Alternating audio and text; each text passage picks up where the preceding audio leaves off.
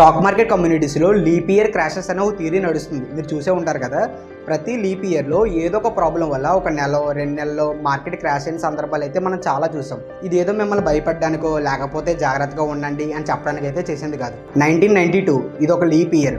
ఈ ఇయర్లో హర్షద్ మెహతా స్కామ్ వల్ల మార్కెట్ ఆ ఇయర్ హై నుండి 40% క్రాష్ అయింది.